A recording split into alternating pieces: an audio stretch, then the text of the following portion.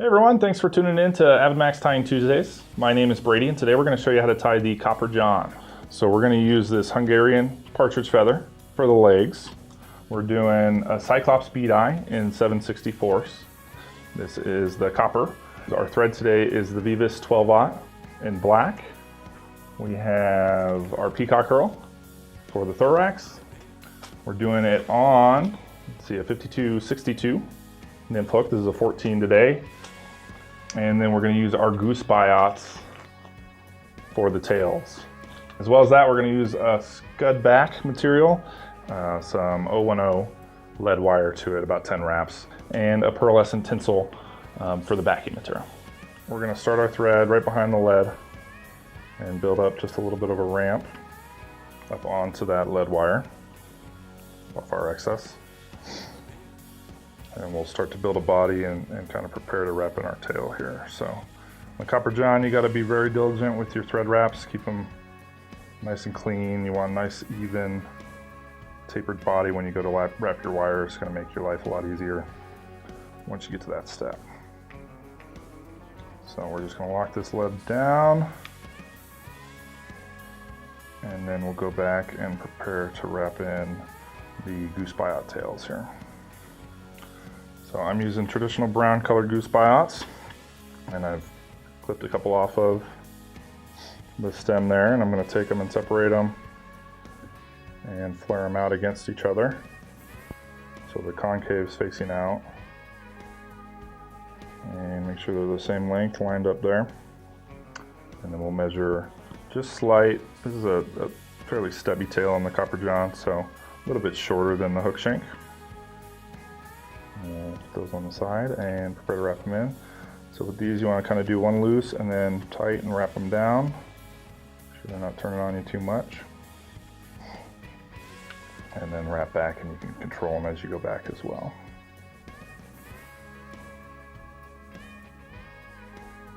So we'll go all the way back to our hook bend here, just making sure our tails are where we want them.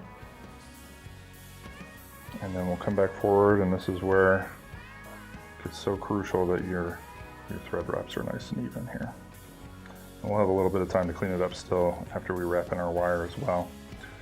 What I like to do with my goose buyouts, instead of clipping them off before I go ahead of them, I'll actually jump in front of them and lay a couple of wraps down. It gets them to just kind of stick out like that. And you come in and clip them off nice and close.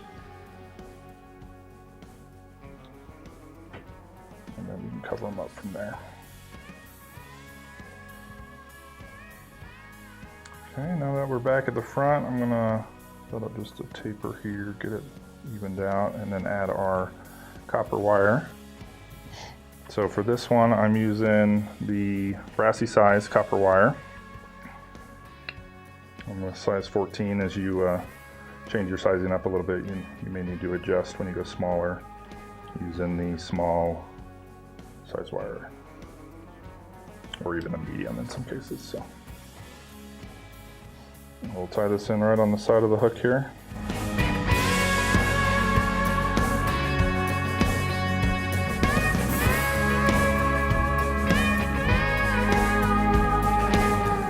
Just a slight taper to the body of this fly, and then we'll build up a nice thorax up front here. Okay, so we can half hitch that and lock it in, and then use our bobbin cradle here. Get our thread out of the way, and we'll start wrapping our wire. So that first one all the way back, making sure you're covering up your thread, and then just close palmer all the way forward up to your thorax. And I'll use my finger a lot of times. Slide everything back, make sure it's as tight as you can get it.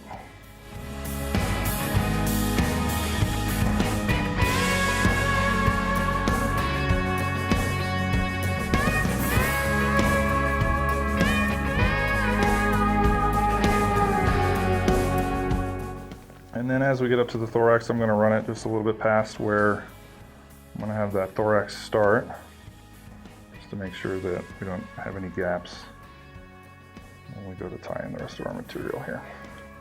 So that's probably a good position there. That's a little bit ahead of where my thorax is going to start. I'm going to do anywhere from 1/4 to 1/3 the length of the body as our thorax here. So we'll capture our wire and spin it off.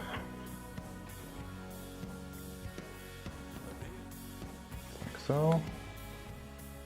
And prepare to tie in our next set of materials here. So the next one that's going to go down is this pearlescent tinsel. This is the medium-sized pearlescent tinsel. And we're going to just tie that right on top.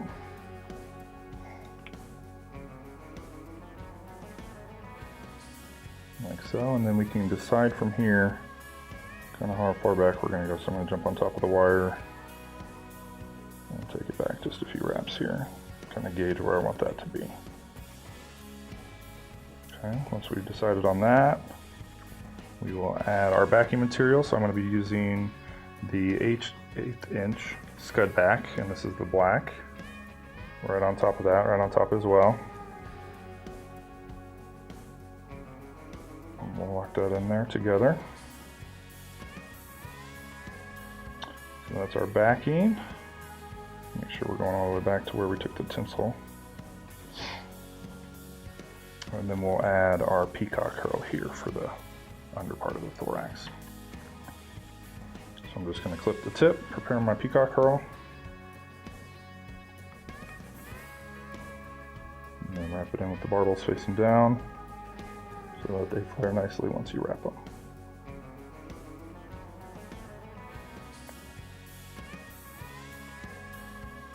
Cut to the front of the bead and half hitch it again. And we'll wrap our peacock curl.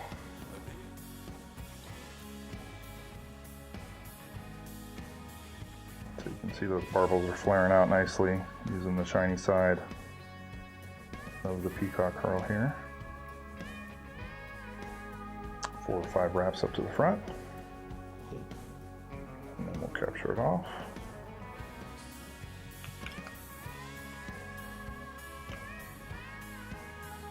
And clip out our excess there. Okay, so the next step is to add our legs. And for this, we're going to use just a partridge feather. All right. Okay, so we got a new feather here, prepped and ready. So I stripped off a lot of the extra fluffy feathers off of the stem there. And then I also cut the tips out of it just to make a little V. Gives you legs on either side. You can tie it in right on top. So we're going to hold this in place over the fly here, and I'm going to measure out where I want my legs to end, which is just past the thorax. And then we'll lay one loose wrap on top, kind of look and see how things are positioned. And then we'll tighten it down here. So you can see I have legs splaying out to either side of the fly. I can control those a little bit still as I pull my backing material up. And then come back in and clip off very carefully the excess material, the opposite ends of this partridge.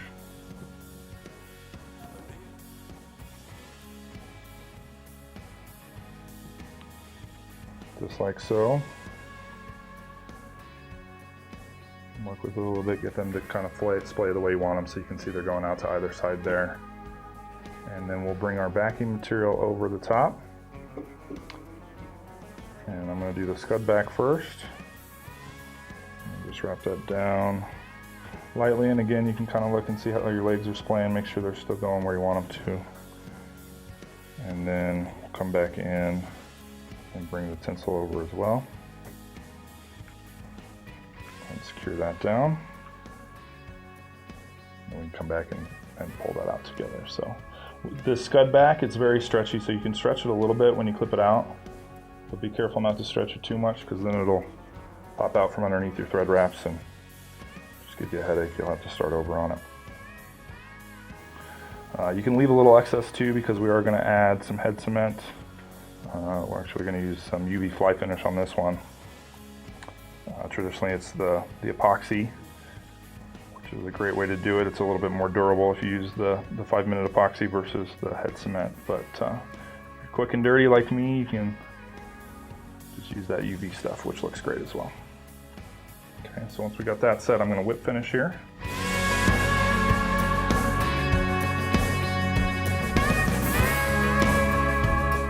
So this stuff I'm using today is the thick UV fly finish from Loon. Great product. I like the thick because it's just a little bit easier to manage with the slower moving. It's a little less viscous than their thin or their pearlescent stuff. So we're going to get this ready to go here and just add a little drop to the top.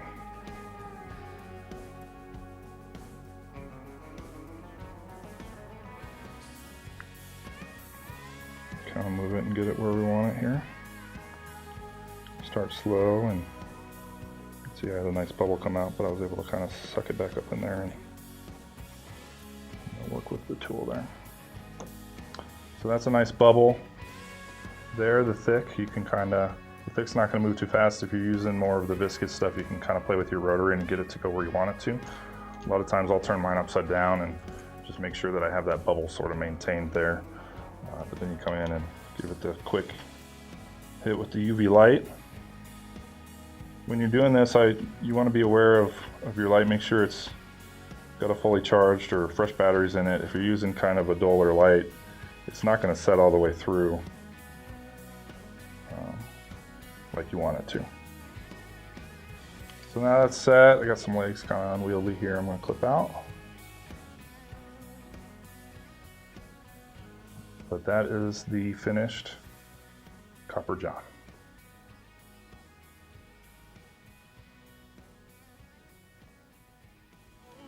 Thanks for watching. Be sure to give us a thumbs up and share this video with your friends. If you have a fly you'd like to see us tie in the future, leave us a comment below. For more fly fishing and outdoor related videos, subscribe to the AvidMax YouTube channel. Thanks for watching, and we'll see you out there. I swear my love is true. I use my heart over my mind. I'm not old.